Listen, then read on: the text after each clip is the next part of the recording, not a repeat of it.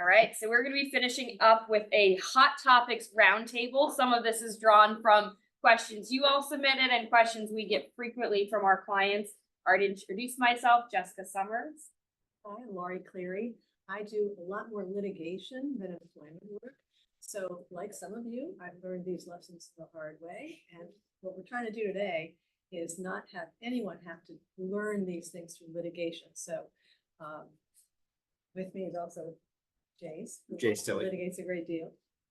I'm also a litigator and getting more into the employment advice space as well. But as Lauri said, we're hoping to give some proactive advice to avoid your issues coming to our offices, because that's no fun for anybody. So our first question that we have here is for Lauri, and is what is misclassification of an employee and how can employers avoid liability for it? So when we talk about misclassifying your employees, we're usually talking about one of two things. We're either talking about they're not an employee at all, you've set them up as an independent contractor, and maybe it's a misclassification because they shouldn't be, or you have classified them as the wrong type of employee, exempt from earning overtime versus non-exempt. Not talking about that today. I find it too boring. But I am going to talk about 1099 consultants, or whatever you want to call them, versus W-2 employees, because it is kind of a big deal. Who cares about it? Well, the IRS cares, the Department of Labor cares.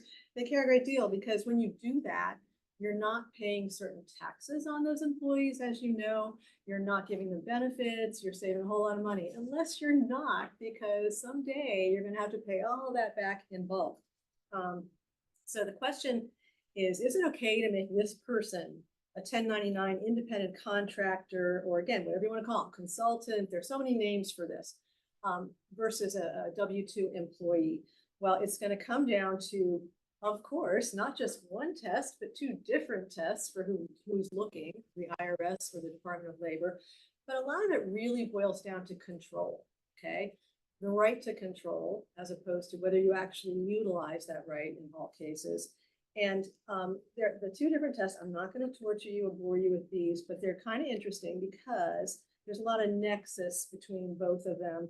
There's the economic reality test that the Department of Labor uses, and that has a whole bunch of factors. But again, it's looking at control, it's looking at independence of this person, as opposed to are they an employee. It looks to what they're doing and how they do it. And the IRS test, which used to be a mere 20-factor test, now they've disguised it and they're calling it like a 3-area test. Guess what these 3 areas are? Behavioral control, financial control, and relationship of the parties. What does it boil down to? About 20 different factors. So we're back in that same area. But the good thing is, if you can identify all of the things you're supposed to be thinking about to find out if you have the right to control this person in a way that is not appropriate for a contractor, like profit and loss analysis, and what are they using the tools that you provide? Are they doing in the place you provide? Are they taking your instruction? Are they taking your training? All of these many factors. It kind of boils down to, believe it or not, a commonsensical kind of thing to look at with your counsel. Please don't try this at home alone. Just essentially, if you do, go to the DOL site, go to the IRS site, and look at all of the publications. Someone mentioned earlier a DOL publication. It's great until you get to the point of making that decision. So lot to think about, but what we're doing today is kind of issue spotting for you. Couple of examples. I work with a lot of religious organizations, and they always want to do what the person working with them wants to do. They're people pleasers, and they have, for instance, retired ministers who want to come and preach once in a while, who kind of want to come and do something that, well, kind of not really supposed to be doing because I'm retired and I'm on Social Security and this and that. And, you know, these kinds of relationships where you're paying an honorarium or you're paying a little bit of money for something that actually is a job that someone does for you, that's where you get into trouble. So I'm going to ask you to understand that just because someone says they're a consultant doesn't mean they're a consultant. Just like the idea of you put someone on salary, That doesn't mean they can't earn overtime. It's a reality-based test for, is this person an employee really? Are you really avoiding taxes or avoiding giving benefits to this person? And they may want it that way.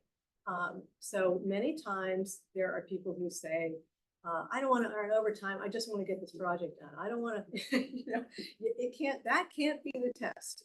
Whether you are obeying the law is not a test of, well, was everyone happy with it? Because guess what? When that employee becomes a not so valued employee and they have to be let go, then everything that happened is fair game. When that consultant no longer has that gig with your company, I should have been earning all sorts of extra money. I should have had benefits. I should have been having taxes paid on me and Social Security and Medicare. And then you're visiting me, but for a different reason, because you need a defense. So we don't want you to have to do that. I think that's pretty much the points that I wanted to hit on misclassification. I know there's confusion when people hear that term.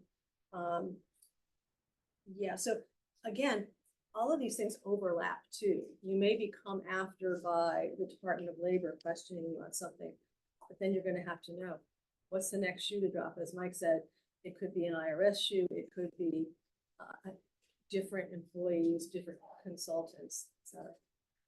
Questions?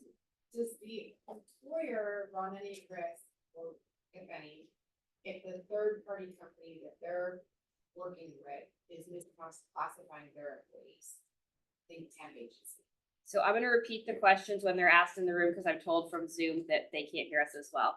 So is there any, if I'm summarizing it correctly, is there any risk if you are engaging with someone who's misclassifying their own workers? And the easy answer to that is, of course, there's always risk. The question is, are there things you can do to inoculate yourselves? Are there things that you can look at about the relationship that you're establishing with this worker and things you can know about? I mean, obviously, if you're dealing with a temp agency, et cetera, there some relationships are more defined, but there are ways you can protect yourself. But we're in America. Anybody can sue anybody for anything.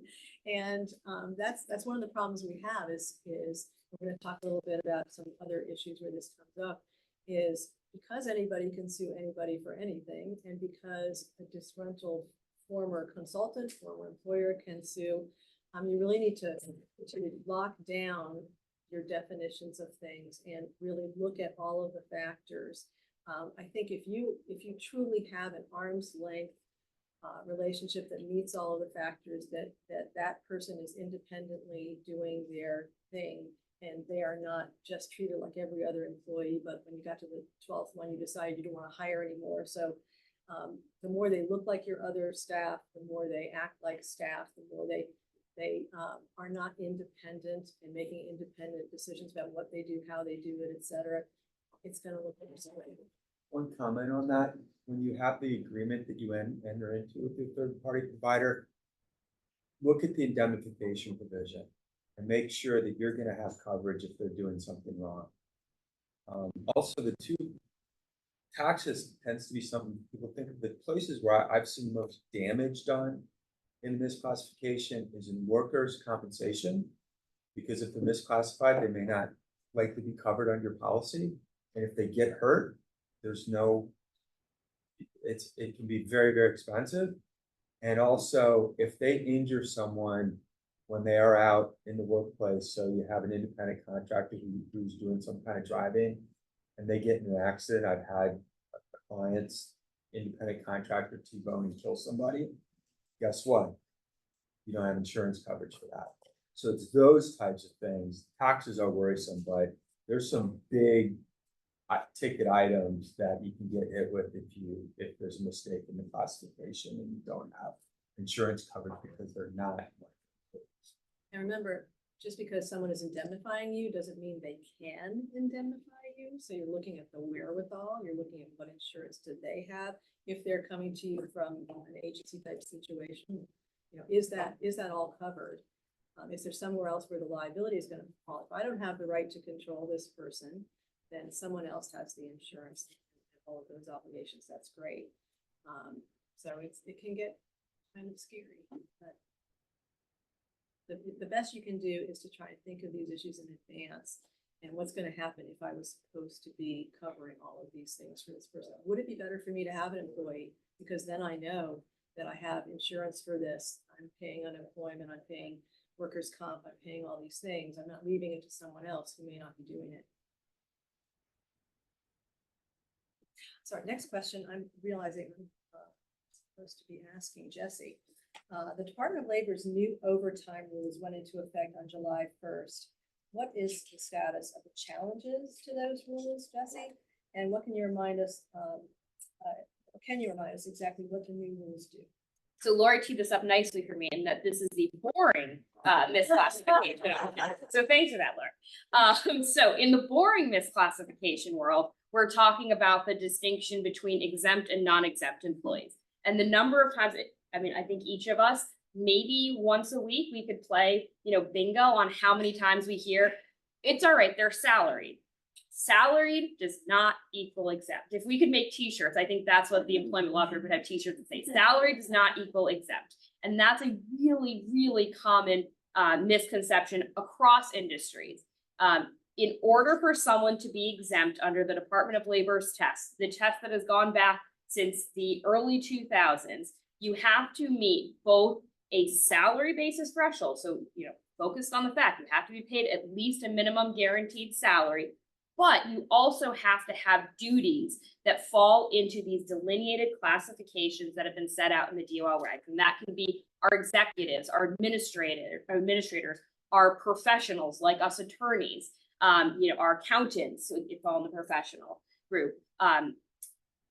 We see often that there's this focus on salary. You have to be paid a minimum guaranteed salary. And part of what's perpetuating that is that every time the Department of Labor has gone back over the last 2 decades to update their rules, they focus exclusively on the salary part of that test. So that's the one that gets the focus and perhaps is perpetuating the perception that the focus is on salary. But really what we're looking at when we're talking about exempt classification, whether someone qualifies as exempt, is do they both have this guaranteed salary paid to them, setting aside certain computer employees, there's a separate rule and provision for them. But do they have this guaranteed salary paid to them, and do they meet one of these duties tests? So, for those of you who have seen us present in previous presentations like this, that I could go on for about an hour and a half on, the different tests and how we meet the different tests. But really the big takeaway here is the new overtime rules went into effect on July 1st. Basically, we've been sort of inching up that salary threshold for the white collar exemptions over a number of years. Very interestingly, we still have some challenges going to the last time that these were updated. This salary threshold was updated back in 2019 under the Trump administration. There was actually a Fifth Circuit ruling last Friday dealing with a challenge to that iteration of the rules. And it was very interesting because Fifth Circuit, which is usually fairly hostile to employee-friendly regulations, did say the Department of Labor could, in certain instances, use a salary threshold as part of this assessment of whether someone can qualify as exempt. But there's a lot of language in there basically implying that the new rules that went into effect in July 1 may have overstepped the bounds. That salary threshold may basically be overshadowing the duties test to a point that's not permitted under the statutory language. Right now, as far as where we stand today, the new DOL went into effect July 1st. There is a lawsuit or a couple lawsuits challenging it, working their way through the courts. So maybe we'll end up with a reset. But for the time being, we do have this rule in effect. And what it did was it increased that guaranteed salary threshold from approximately $35,000 to $43,888 annually that you have to pay someone in order to as their salary in order to qualify for the white collar exemption. Again, if they meet that duties test as well. And that number is actually going to increase if this law is still in effect on January 1. It's going to jump again to a little bit over $58,000 per year. So being aware that if you adjusted things on July 1st for these folks, you're going to have to potentially look at this again on January 1st. Similarly, for the highly compensated exemption, for those of you who have dealt with a highly compensated exemption, this basically trades an easier duties test for more salary for the employees. So the highly compensated exemption that threshold requirement jumped from around $107,000 to $132,000 for the annual salary per year, and will jump again to a bit over $151,000 in January again, if this law is still in effect. So first and foremost, if you have people that are classified as exempt, making sure that you're paying them at least these minimum guaranteed salaries that are required under the new law, and paying attention to updates. Like I said, we have updates coming January 1st, assuming the law is still in effect, but the law also contemplates future updates, essentially trying, as the DOL has not been able to previously do, to have a system so that they're not having to go back to the drawing board every 3 to 5 years. I mean, for one of them, it was pushing 12 years that they didn't go back to the drawing board, and it was at 28,000. So there's going to be automatic updates that they're contemplating starting July 1st of 2027, and then updating automatically every 3 years. Again, a lot can happen between now and July 1st, 2027, especially if there are changes in the party that's in control of the Department of Labor. But right now we want to make sure we're planning for this. But the conversation about the exempt and non-exempt classification really sort of begs a larger analysis. It's one thing to just take a look and say, okay, all of our exempt people were fine, they're over the salary threshold. But again, going back, because a lot of the times we're seeing when we do these audits with our clients and we sit down and look at who exactly do you have exempt, and oh, well, that position's always been exempt. Well, when did you decide that position was exempt? Well, they're paid that salary threshold. Don't worry.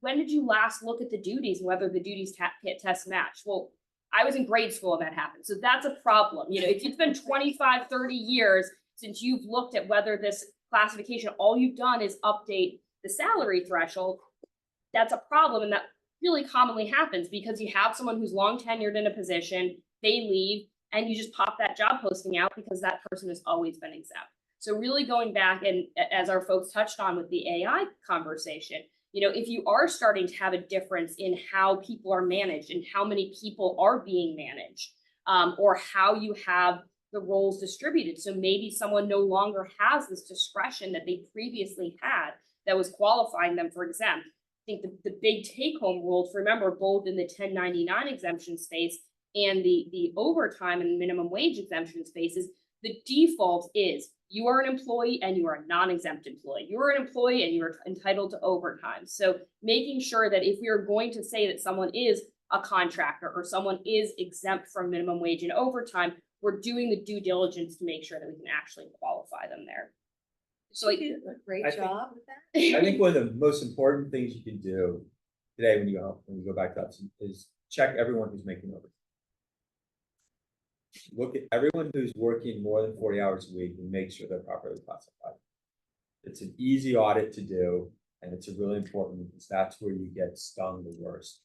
In DC and Maryland, Virginia, the failure to pay overtime actually turns into what we call wage payment and collection law claim. So not only is the employee entitled to the $2,000 you owe them for overtime, under the DOL, they're entitled to $4,000. In Maryland, they're entitled to $6,000, and in DC, they're entitled to $8,000. So teeing up that's a great point. Teeing that up, I'm going to send this over to Jase for the piggyback question of, as a litigator who sees the wrong end of these claims, what can employers be doing to make sure they're avoiding potential overtime and wage and hour claims other than properly classifying their employees when dealing with non-exempt and generally preparing themselves for that type of litigation or avoiding it? Thank you, Jim, for stealing a little bit of my thunder on the wage and hour stuff.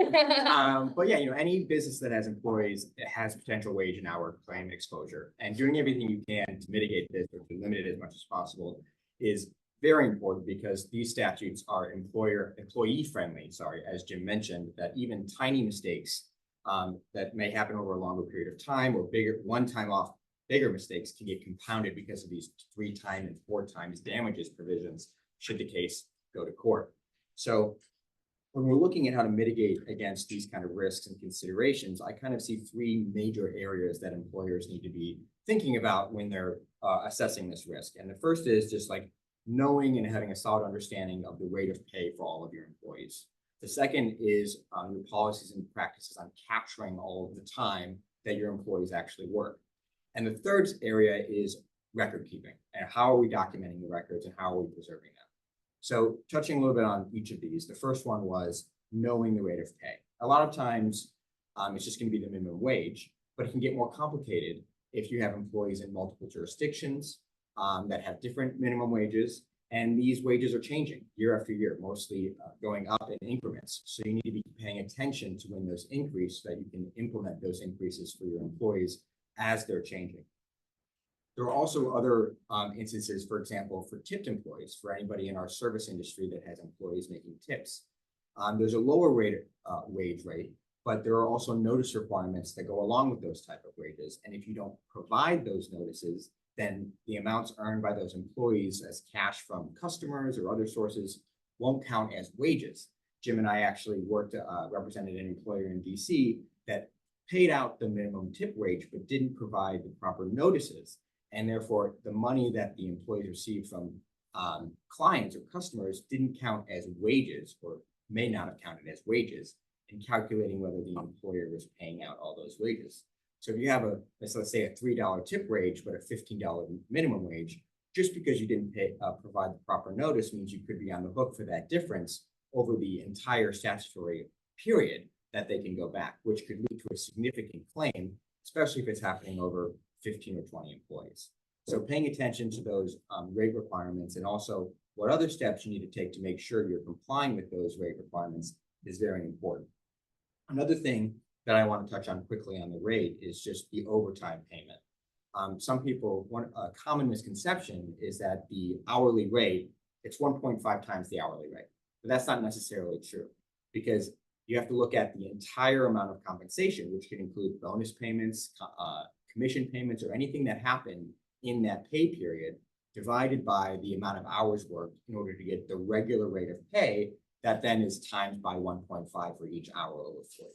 So it's these little potholes that exist all throughout this rate determination that could really land employers in hot water if they're not really cognizant on monitoring these things when they're determining how much per hour am I actually paying my employees.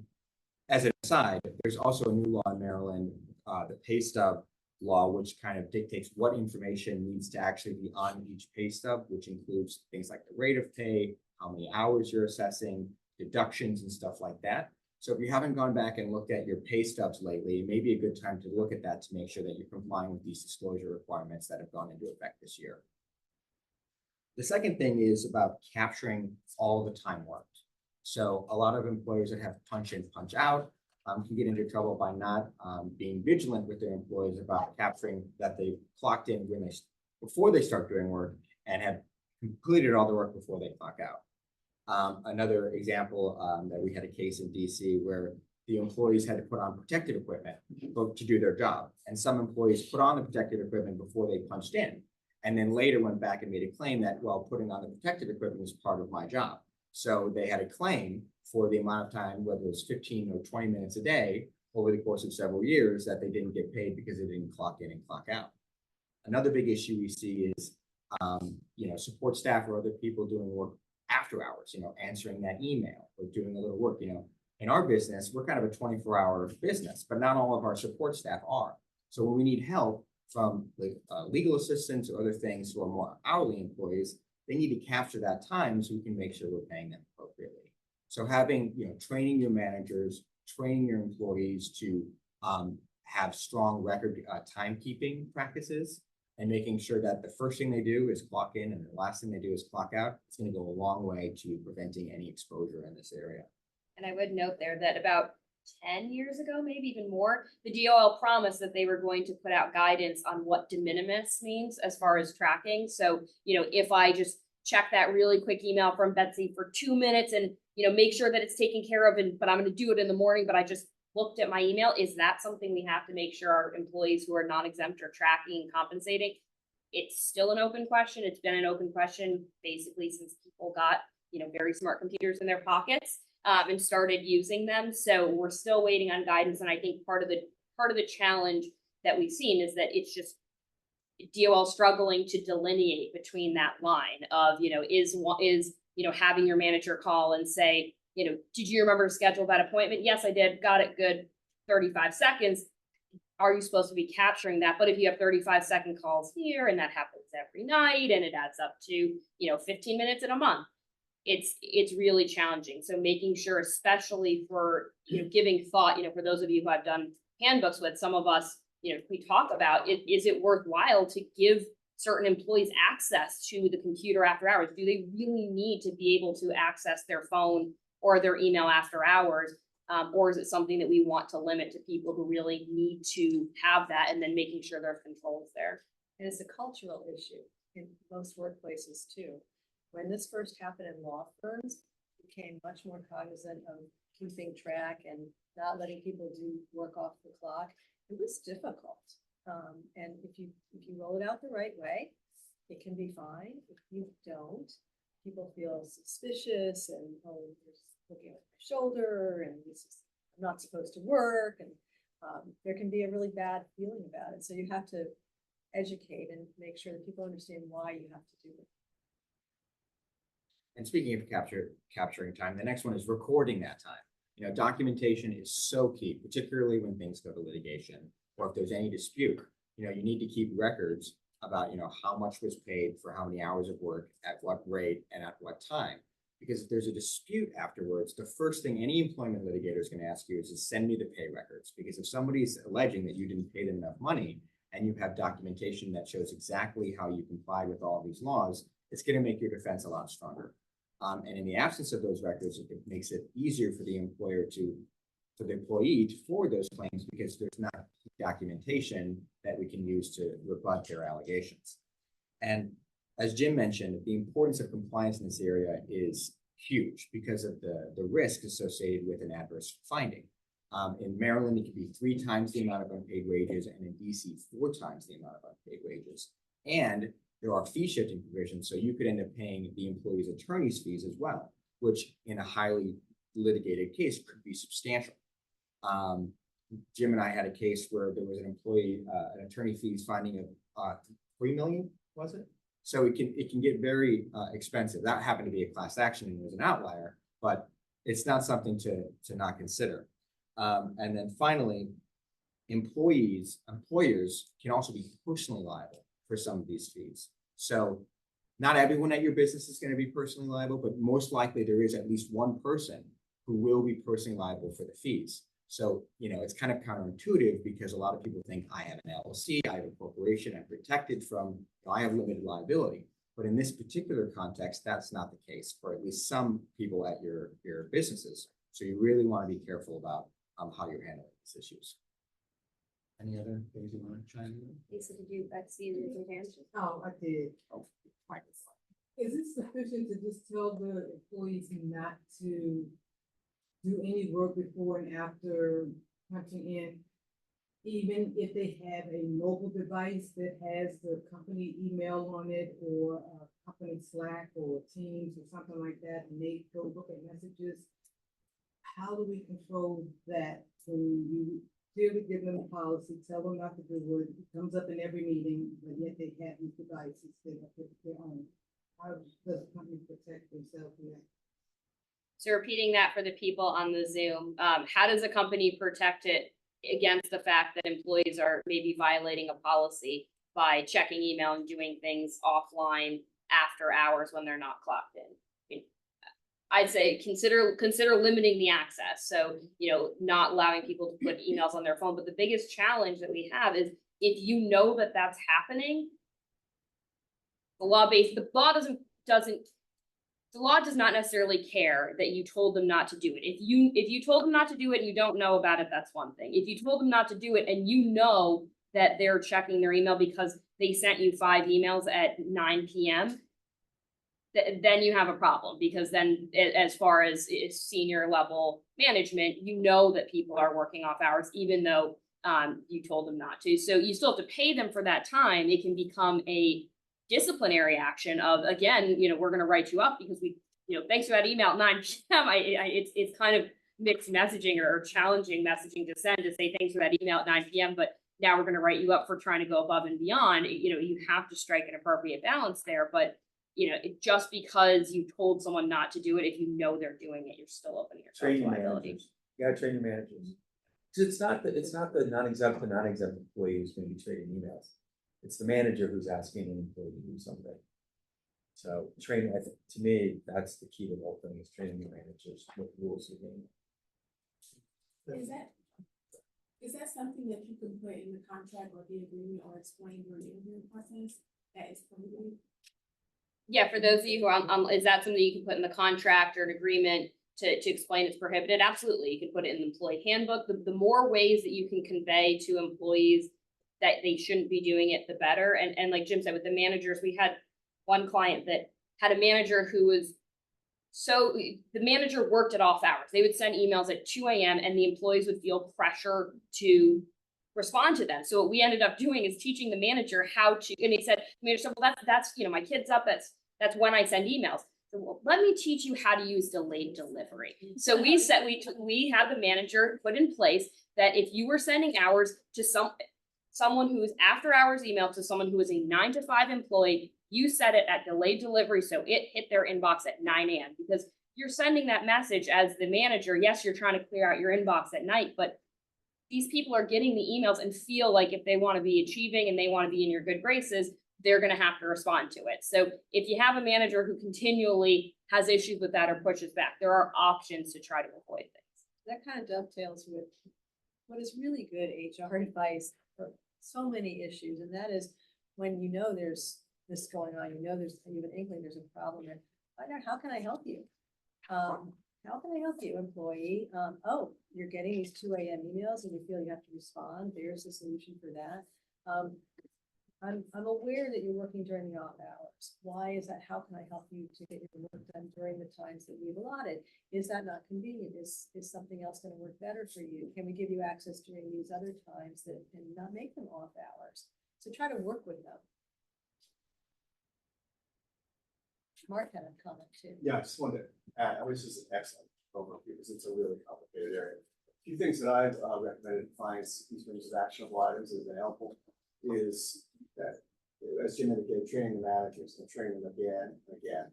Number one. Number two, I've used a timesheet certification for non-exempt employees, whereby they're certifying, there's a certification at the bottom of whether it's a hard copy or soft copy, that they represent that when you're submitting their time, however they're submitting their time, that it constitutes all the time that they worked. Okay, and the company's relying upon that in order to pay them. The reason is sometimes employees get, shall we say, selective amnesia when things get sideways about the hours that they worked. And this can be a really healthy check to remember, hey, every time you submitted your timesheet, it contains a representation that you're being authentic and honest at every single hour that you work. Number three, monitor the hours of overtime, even if it's weekly. If you're taking sample sizes, because it may be a staffing issue. You may need to actually hire more people because people are being overworked. And they're reluctant to come forward about it. Fourth would be to bake it into the orientation process. What I've done is create a sort of form, an acknowledgement form that recites what the overtime policy is as part of the orientation process, right? So they understand what they need to do and who they have to consult with to work overtime. They understand it's repeated in there that every time they submit their time, that they're represented, that it's accurate. So the argument being, might be like had these cases when someone comes in and says, why did you get paid for overtime 2 years ago, a year and a half ago, or 8 months ago? Well, why did you submit the certification every time? Why did, here's your orientation, sheet, you acknowledge the process. And by the way, we do training every year for the managers and all staff about how overtime works. So it may not get you completely home, and the points that we made are excellent, but it's going to help with the narrative. It may reduce the treble multiplying damages, whether they're treble or quadruple, and it also may reduce the attorney's fees as well. And then finally, what I would recommend is going ahead and checking with your insurance, your EPLI carriers, to find out if you can get insurance for wage and hour claims and overtime claims. It's broader than just defense costs. It may be pricey and expensive, but a lot of times what I've seen in the marketplace is that insurance for overtime claims will be limited to defense costs, capped as a sub-item.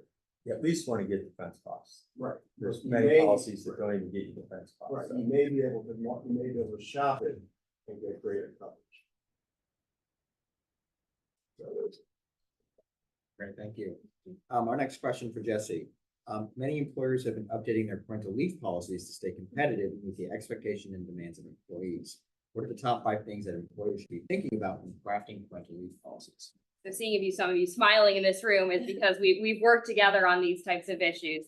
And it is a really big thing because I mean, it's not only is the law evolving, but the expectations of employees are evolving, especially, what often moves the needle is the big companies that start offering these richer benefits, and people come from the big companies to a smaller company and say, well, I got 3 months of paid parental leave. What are you talking about that you give me, the 12 weeks unpaid that's required by FMLA? So a lot of our clients, I mean, the number of parental leave policies we've updated over the last few years is astounding. So, thinking through if you're looking at updating the parental leave policies or you're thinking about why you might want to update them, the first obviously is what's required by law. FMLA, if you're large enough to be covered by FMLA, that requires the 12 weeks unpaid for someone after birth, adoption, or foster placement of a child. But we're not just talking FMLA. We're in a region that has paid family leave that it applies in Maryland and DC to smaller employers. So there's obligation of smaller employers to provide unpaid, sorry, I said paid, but unpaid family leave for the unpaid family leave, parental leave when someone needs to go out. There's also the idea of accommodations. If you have someone who's actually the person giving birth and they have an issue either during the pregnancy or after giving birth, we have accommodation laws. You have excellent article on our website that I'm not going to go deep diving into the Pregnant Workers Fairness Act, but Nicole and Julie have been doing a lot of work on this, understanding how you need to accommodate someone. And one accommodation is providing someone with additional leave. And then also thinking about paid sick and safe leave. Maryland, Montgomery County is unique because our paid sick and safe leave, it's not just for if you're sick. You can use paid sick and safe leave to bond with your child and to, go out if you've had a birth or adoption or foster placement. So first looking at, what do we have to provide by law? That should be our sort of starting foundational building block. But most of our clients are saying, we want to build from there. We want to offer something above and beyond because that's what people are expecting. We're trying to recruit people and we're trying to make this a good place to work. So thinking about how you're going to have the interplay with other voluntarily provided leave benefits is really important because we've had, a number of times we look at the policy and we're talking it through and say, well, great, you offer a really rich PTO policy. What happens when someone comes, goes on parental leave and you say, well, we want to give them, 3 months of paid parental leave. We're talking the most generous. Well, what happens with that 3 months of PTO that's sitting there? Are you prepared to give someone 6 months out if they stack them on the back? Oh, no, not 6 months. If we're going to give them 3 months paid, we want to place restrictions on how they use their PTO. Well, is that something we can do? How do we communicate that? So making sure that employees understand in the policy, if you're giving something that is unique to parental leave, how that works with the other leaves you provide, sick and safe leave, PTO, and then piggybacking on that, understanding how wage replacement benefits come in there. There's a really common misconception or just blurred line between leave benefits and wage replacement benefits. Wage replacement benefits traditionally were your short-term disability policies. You weren't guaranteed to be able to be out for as long as your short-term disability policy said, we'll give you X number of weeks for a natural birth, X number of weeks for a C-section. That was just what they were going to pay you for if you were out of work for that period of time. Didn't mean your employer had to give you that time off or that they had to hold your job open for you. But now we've had more wage replacement benefits coming in at the state administered level. And for those of you in DC, you already have, DC has essentially a publicly funded short-term disability pot that employees can draw upon in order to take time away from work. And in Maryland, we have paid family leave that's now been delayed a few times. The contributions are going to start July 1st of 2025 with the leave that people can draw upon in July of 2026. But we're going to be looking ahead to situations where, okay, we're going to be offering, we want to make sure that people get X number of weeks of paid parental leave. Well, are you paying for it? Or do you have short-term disability? Is there a public leave fund that they can draw upon? And making sure you're articulating that so the employee understands how things stack up. And, for those of you who worked on crafting these policies, having that level of specificity is not always easy. You have to have the bullet point. For those of you who are having the baby, you start with short-term disability. For those of you who aren't the one having the baby, jump past short-term disability and we'll talk about, the leave you're providing here. So trying to make sure that it is really clearly outlined, not just for your employees, but for the people who are trying to administer it. Because yes, you as the head of HR may say, I got a handle on this. I know exactly how it's going to all work together. Are you necessarily always going to be the person whose office they walk into to figure out what benefits they're getting? Maybe not. So making sure that everyone's on the same page of exactly the steps of how those leave benefits, the different leave benefits and the different pay replacement entitlements come into play. And then tacking on that sort of comment about, jumping from one place to another if you're eligible for short-term disability or not, thinking about the parity or lack of parity between the employee who's physically giving birth to the child and all other parents who are becoming parents, all other employees who are becoming parents, whether their spouse is having a child, whether they're adopting. The EEOC and case law has made it very clear that you can only give birth mom more leave than non-birth parent if it directly correlates with the time it takes to physically recover from birth. So we commonly see policies, historic policies of birth mom gets 3 months paid, everybody else, you get 2 weeks, enjoy the 2 weeks. Well, that's not legal because, medical analysis is basically, and the EEOC's recognized it, basically 6 to 8 weeks for natural birth, 8 to 10 for a C-section. Anything over that you're giving to birth mom needs to be provided equally to the other parents, because there have been cases of fathers, that was sort of the earliest cases, where fathers sued saying this is sex discrimination. I can't birth the child, and because I can't birth the child, I'm getting 2.5 months less of leave than my partner who birthed the child, when, the science says that she only needed a month and a half to recover from physically birthing the child. Why should she get more bonding leave? So thinking about that concept of how much we're looking at as recovery leave and how much we're looking at as bonding leave is really important to avoid discrimination. And then finally, just thinking through the nuances, sitting down, and for those of you who worked with me on these policy developments, sitting down and thinking about, here's a scenario. An employee walks into your office and they've been working for you for 6 months. Are they going to be eligible for this? An employee comes into your office and they are part-timer. Are they going to be eligible for it? Making sure your policy clearly delineates that for folks so that they're not having to do guessing games and filling things in as you go along. And if you don't know, don't say right away. Don't promise them 8 months of maternity leave when you don't really know how this is all going to work together. It's okay to take a breath and say, I need to get back to you on that because I have one issue I'm not clear on. It could make a difference in the number of weeks to you. And just, if you're using a third-party provider to administer any of those benefits, like an Unum or a Matrix or any companies like that, be really careful what they're doing. You gotta watch them because they do screw it up. I've had a lot of cases where the third-party provider blows the FMLA issue, doesn't deal with the accommodation issue correctly, gets a misunderstanding between the wage replacement benefits and the leave benefits. And again, it goes back, if you're gonna have those agreements, make sure you have great indemnification provisions in the agreements and just kind of auditing and watching what they do, because they are less than perfect.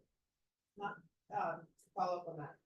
You don't call out the ones that you have had those challenges. Have you seen any that are best in class? I only see them when there's a problem. Right? So it's hard to answer. Shopping. Yeah, I mean, I would be curious as to where you guys come out on that. I understand the distinction between, that you drew between, birth moms and other caregivers, but how about the primary and secondary caregivers? What are your views on policies that sort of Yeah. primary and secondary? So for those of you who couldn't hear on the Zoom, the question about distinguishing between primary and secondary caregivers, the company's not in the room. The amount of times we went in circles of trying to define primary and secondary caregivers was really difficult because the primary and secondary caregivers, when I kept giving them hypothetical scenarios, kept changing. It's like, well, it's going to be if they're the person who's primarily responsible. It's like, what happens when birth mom goes back to work? Does dad become or other parent become the primary or secondary caregiver? And so really thinking of that through, if you have someone, And it can be, it's how you want to define it, if you're offering benefits above and beyond what's required by law. But thinking through before you just throw something in there saying, primary caregivers give this and secondary caregivers get that. Well, think about your definition on how you're defining them. And if you have two parents who are typically pre-child working outside the home, you're gonna have to be really careful with trying to hone in that definition on how you're actually defining primary and secondary caregivers. And the client that I was working with eventually decided to abandon that effort and to instead talk about timing of when there was only that person caring for the child in the home. So allowing a situation where, the typical situation where you have the birth mother who stays home for a longer period of time, and then the non-birth parent who stacks their leave on the back of the birth parents in order to provide a longer period of time that someone is home with the child before they go to childcare. But certainly it's a very interesting issue to navigate. So speaking of templates, Jase, I'm going to throw you our second to last question as we bump up against the end time. Templates, agreements, standardized forms, HR policies, they can make HR tasks more efficient, cost effective, but what are some of the risks that employers should be on the lookout for when using their own templates that are created even for them by their own esteemed counsel who help them with the work, or forms that are generated by AI or borrowed from another business? Absolutely, yeah. I'm sure we've all seen the templates. I mean, LegalZoom's been around for a while now, and you can Google template anything and something's going to pop up on the internet. And while these reduce costs and can be more efficient, there's a lot of potholes that you can fall into and some risks that you can stumble on if you just use them for any situation without kind of running through some quality control on your template use. I mean, as easy as they are, they're not plug and play for every situation that you're going to come across, even ones that are developed by us. So some things that you want to think about, and we provide a lot of templates, and there are ones out there, and ones I can think of are independent contractor agreements, employment agreements, severance agreements, and other types of, offer letters and things like that. They can be provided for a particular situation, and then an employer can try and adapt it to another situation. So when you're thinking about, can I use this template or should I use this template? The first thing you really want to think about is, where did I get it? The source is going to be important. So if you find it online versus what you get from us, you may want to be a little bit more cautious about what you use from online than what, counsel has been providing. The second kind of consideration you want to think about is, what was the particularized situation that the template was provided for? For example, if we provide you a severance agreement for an employee that's over the age of 40, that's not going to work as well if you're terminating somebody who is under the age of 40. Or if you have a single termination versus a reduction in force that you're going on. So it's very situational. And oftentimes you want to think about, is this the exact same situation that I used it previously and now? And if it's different, then you're going to want to think about, are there tweaks that need to be made, or maybe even run it back by counsel in order to identify those tweaks. Another big consideration is what jurisdiction was the template drafted to be employed in? If we drafted an agreement that's in Maryland and you guys want to use it in DC or Virginia, there could be some significant differences between how those jurisdictions treat certain issues. And as Mark touched on in his presentation, particularly with restrictive covenants, the last thing you want to do is employ a restrictive covenant that's crucial to protecting your client base, your trade secrets, or your confidential information, only to find that it's not enforceable in the jurisdiction that you ultimately ended up executing it in. So you really want to be careful on how you use these. So in terms of like best practices, things that we kind of like to tell people is, kind of have a gatekeeper at your office, somebody who's in charge of the templates, who knows why it was generated in the first place and what it was used for, and what jurisdiction it was going to be used for, so that if somebody else needs to use a template or it needs to be used in a different setting, that person is aware of kind of these quality control considerations, kind of, make sure saying, okay, this is the same situation in the same state, or it's really not, or we need to, tweak it in these kind of similar ways. So, but, as always, the best solution is even if we have a template, 5 minutes on the phone with your counsel. Do you remember that agreement we drafted up? Here's my situation. Can I use it again? Is there anything I need to be aware of? Is going to say, 5 minutes of prevention is going to be worth a whole headache of harm down the road.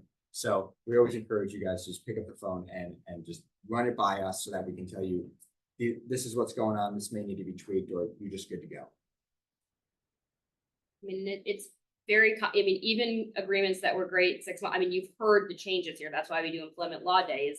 It changes constantly. And so, you know, a handbook that was written, or a policy that was written, or an agreement that was written, and that was great and perfect, you know, a year ago may not be a good fit anymore.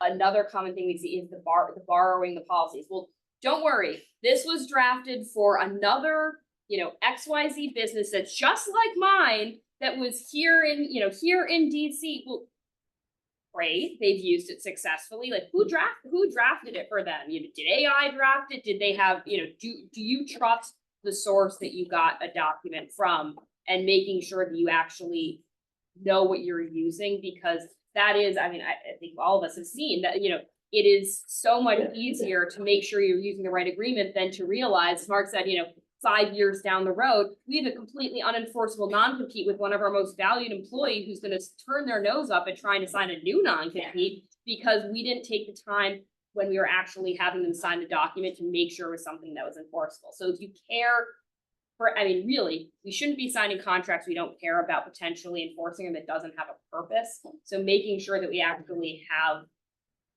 the confirmation that to the best of our abilities, we can enforce it. That point cannot be stressed too much, because we literally have had court cases come down and rules be enacted in the last 6 to 10 months that have changed whole provisions that we're recommending now, and some that we're saying, no, this is prohibited, we must not do this. So it really does make a big difference, and with the lightning speed of changes being made, you know, regulatory agency, courts, others just giving advisory opinions that say, well, this is coming. It's better to just know what you've got in there and assume that it could have changed. So for our closeout question, that, you know, firing seems like a good closing way to end it. Lauri, what is the best, or the things that a business can do to really mitigate risk when they're dealing with a problematic employee, and most importantly, when they're dealing with trying to separate the problematic? So I split this into time periods. Before you have to make the termination, and then as you make it, and then afterward. So beforehand, you need to ask, what do we have in place already to help me do this? And I mean, before you even know that there's someone you're gonna have to terminate, do you have employees? You're gonna have to I don't say exterminate, terminate. Please don't exterminate them, or you'll see me for a different kind of defense case. But when you terminate, you should be ready to do that. Do we have policies in place? Do we have progressive discipline program in place? Are we following it? Do we have a severance policy? Do we follow it? Or is our policy we give 2 weeks, but we're consistently giving 6 months or 6 weeks or something different? So it's great to have policies, but if you never follow them, what becomes more important is your practice. And your employees are going to know that because they just know. Counsel, should you be checking with counsel? If you say to yourself, I know there's a statute on this, and even worse, I know there's a new statute on this, but I don't know what it says or what it does, you need to check with counsel. And I don't like to be saying that. I'm not making a commercial for counsel, but if you feel comfortable, or just, again, check websites, check DOL, check other websites, but the safest way, we all know what that is. Do I have language ready? Do I know what language I'm going to use for the termination in a letter or in a script? We sometimes do that for clients who have a very difficult meeting coming up. We script it. And it makes you feel so much more comfortable. But you can do this yourself. You can just say, here are things I don't want to say. I'm going to stay away from this. Here are things I do want to say. If I say this, I know this person's going to be off to the races. So I'm not going to do that. So it's really kind of practical advice.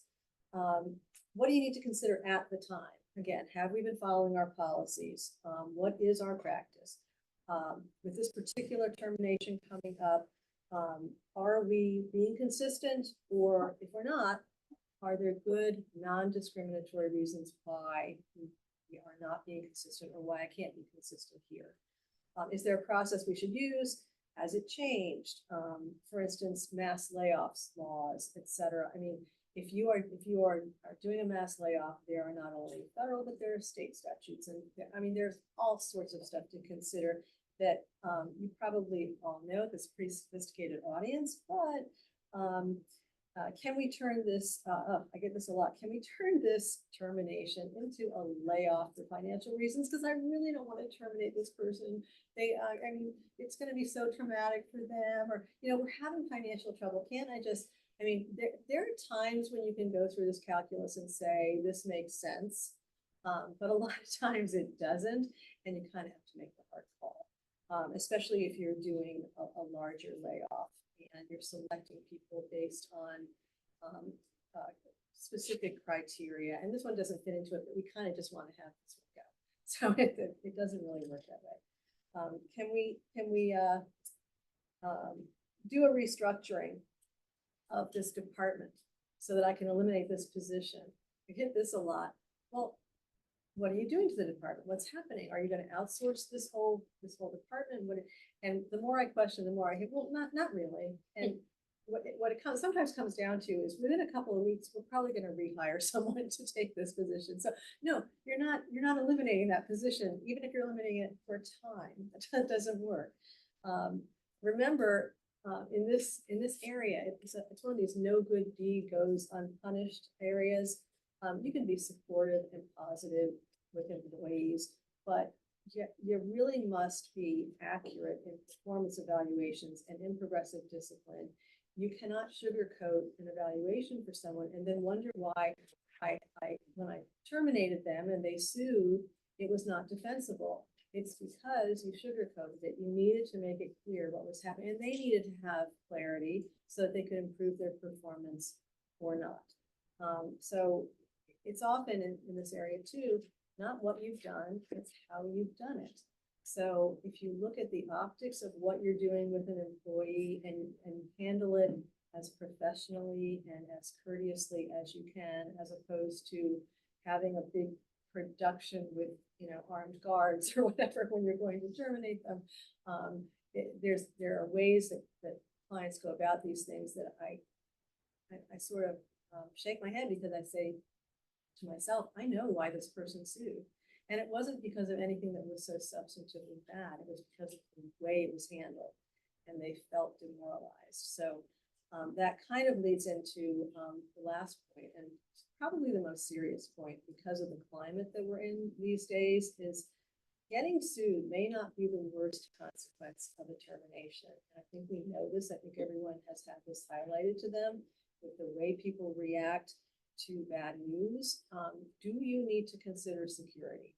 And we do assist clients with that as well. And sometimes a client has not even thought about that, particularly church clients and others that I represent, who have told me that this person seems emotionally unstable, they're being inappropriate with people, we have to terminate them. And I say, well, let's talk about how this termination is going to go. So is it time to keep the person off the premises after they are terminated? Can that be done? Can you work through that? So just things to think about. And again, a lot of these tie into, is the person surprised? Is the person getting feedback to know something is coming? Is the person being dealt with honestly and openly so that they maybe aren't surprised? And also, are you handling their expectations so that a reaction is not going to be over the top and potentially dangerous? And with that, we will turn it over to Mark for closing remarks.